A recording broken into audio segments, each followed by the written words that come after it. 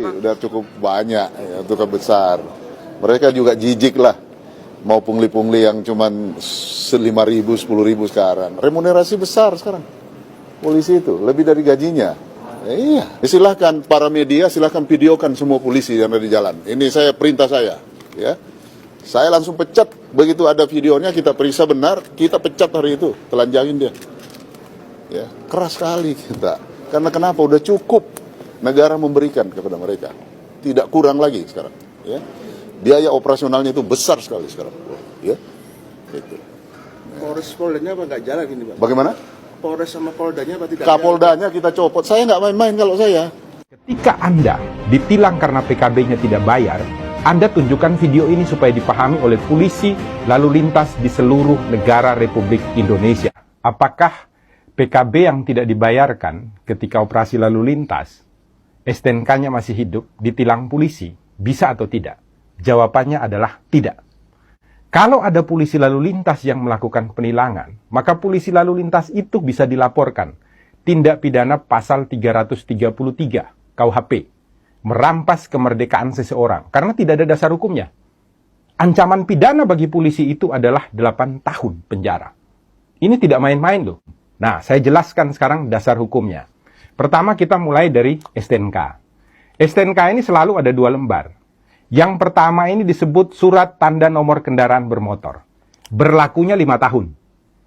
Di belakangnya ada lampiran. Lampirannya ini adalah surat ketetapan kewajiban pembayaran PKB.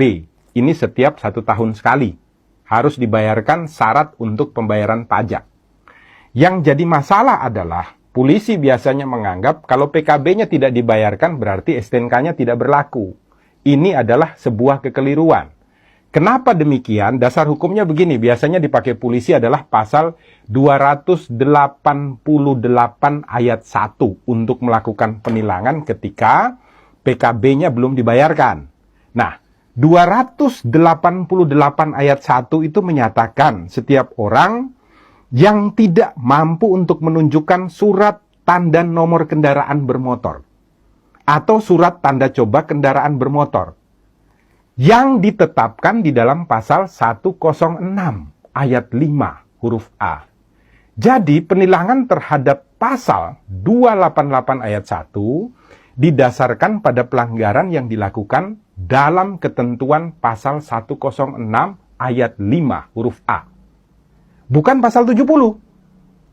Di mana di sana dikatakan dengan tegas dan jelas kalau Anda tidak memiliki STNK, Anda tidak memiliki surat tanda coba kendaraan bermotor, maka ketika motor atau kendaraan yang Anda pakai jalan di jalanan raya ditangkap oleh polisi, bisa dilakukan penilangan dengan pasal 288 ayat 1. Nah, sekarang kebanyakan polisi lalu lintas mengatakan ada ketentuannya. Di mana? Di dalam pasal 70 ayat 2. Saya bacakan ya, pasal 70 supaya semuanya tidak bingung.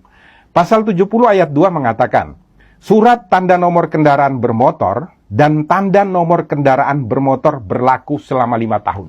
Garis bawahi dulu. Berlaku selama 5 tahun. Koma, yang harus dimintakan pengesahannya setiap tahun. Garis bawahi ya, yang harus dimintakan pengesahannya setiap tahun. Anda harus baca penjelasannya, Pak Polisi. Nah, di dalam penjelasan daripada pasal 70, ini secara tegas dikatakan ya, ayat 2. Yang dimaksud dengan pengesahan setiap tahun adalah sebagai pengawasan tahunan terhadap registrasi dan identifikasi kendaraan bermotor, serta menumbuhkan kepatuhan wajib pajak kendaraan bermotor. Jadi maksudnya itu bukan kemudian STNK-nya tidak berlaku. Bukan. Maksudnya itu adalah untuk dilakukan registrasi dan identifikasi ulang terhadap kendaraan bermotor dan untuk membuat agar semua orang yang memiliki kendaraan bermotor itu wajib atau taat di dalam melakukan pembayaran pajak.